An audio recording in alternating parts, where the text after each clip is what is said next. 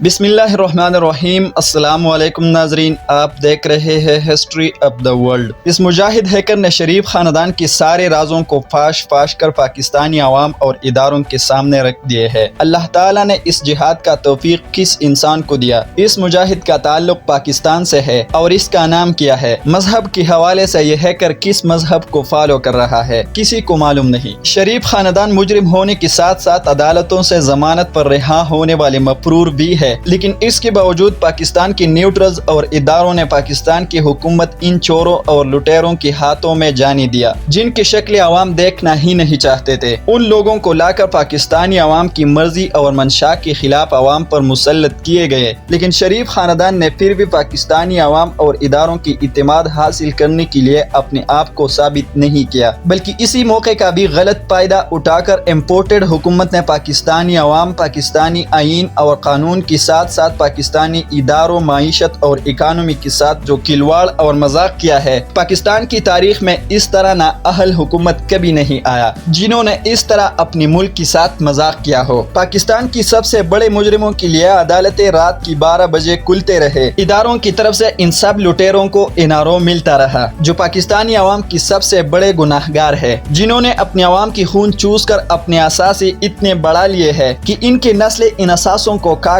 کر اسے ختم نہیں کر سکیں گے، اور اسی وجہ سے ایک پاکستانی ماں کی پیٹ میں موجود بچہ جو ابھی تک پیدا بھی نہیں ہوا ہے، لیکن وہ ماں کی پیٹ میں اندر بیرونی قرضوں کی تلے دب چکا ہے، جس نے اپنی آنکھوں سے اس دنیا کو ابھی تک دیکھا بھی نہیں ہے۔ اس وقت پاکستانی ادارے اس ملک اور عوام کی اتنی ہی گناہگار ہے جتنے یہ شریف خاندان اور زرداری خاندان گنہگار ہے، کیونکہ اگر آپ کو نظر آ رہا ہے کہ ایک طرف اس ملک کے سب سے بڑے چور، لٹیرے، باغی اور غدار لوگ اس ملک کی خزانے لوٹنے آ رہے ہیں اور اس کے لیے ایک ایسے حکومت کا تختہ الٹانے کی کوشش کر رہے ہیں جس سے عوام بالکل مطمئن نظر آ رہے ہیں، تو پھر آپ کے لیے نیوٹرل رہنا ممکن نہیں ہے۔ لیکن پاکستان کے ادارے اس سازش میں نیوٹرل نہیں رہے، بلکہ انہوں نے بھرپور ساتھ دیا اس امپورٹڈ حکومت کا، کیونکہ شہباز شریف اور حمزہ شہباز عدالت سے ضمانت پر رہا ہونے والے مجرم تھے۔ پھر ان کو انارو کس نے دیا جس سے ضمانت پر رہا ہونے والے مجرموں کو اس ملک کے حاکم بنا دیے گئے؟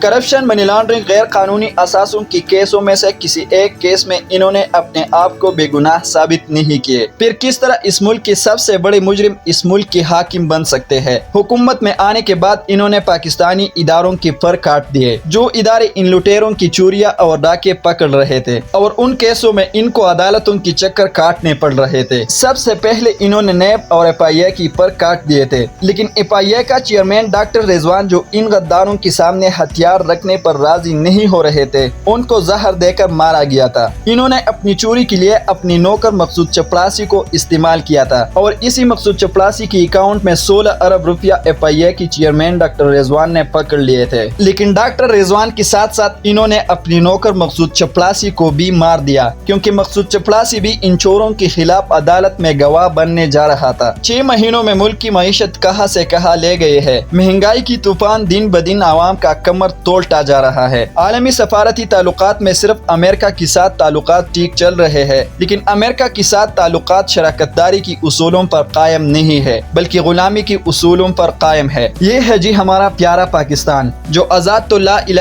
الا اللہ کے نام پر ہوا، لیکن اس ملک میں آج جو ہو رہا ہے، دنیا کے کسی دوسرے خطے میں اتنے گنونے کام ابھی تک نہیں ہوئے۔ جو لیڈر اپنے عوام کی ترجمانی کرتے ہوئے اپنی قوم کی خود مختاری کے لیے کوشش کرتے ہیں، ان کو ایک سازش کے تحت حکومت سے ہٹایا جاتا ہے، لیکن جو لیڈر اپنے عوام اور اپنی قوم کو اپنی منہ سے بیکاری کہہ دیتے ہیں اور یہ کہتے ہیں کہ اس قوم کو کوئی حق نہیں کہ یہ ڈیمانڈ کر سکے، بلکہ یہ قوم ایک بیکاری قوم ہے، اسی لیڈروں کو پاکستانی اداروں کی طرف سے انارو ملتے ہیں۔ لیکن جو لیڈر اسلام کا مقدمہ دجالی اور صہیونی طبقوں کے خلاف لڑتے ہیں اور حضرت محمد صلی اللہ علیہ وسلم کی ناموس اور رسالت پر دنیا کے سامنے فخر کر رہا ہے، جو کرپشن کی خاتمے کے لیے کوشش کر رہا ہے، اسی لیڈر پر اسی ملک میں غداری اور بغاوت کی پرچے ہو رہے ہیں، جو ملک لا الہ الا اللہ کے نام پر آزاد ہوا ہے۔ لیکن جو لیڈر اس قوم کا پیسہ چرانے والے ڈاکو بھی ہے اور اپنے کرپشن چھپانے کے لیے ان لوگوں کی قاتل بھی جو ان کے خلاف عدالتوں میں ثبوت پیش کرنے کے لیے گواتے، ان قاتلوں کو اداروں کی طرف سے انارو دیا جاتا ہے اور انہیں لا کر اس قوم پر مسلط کیے جاتے ہیں۔ تو اب یہ جو آڈیو کال ہیکر ہے،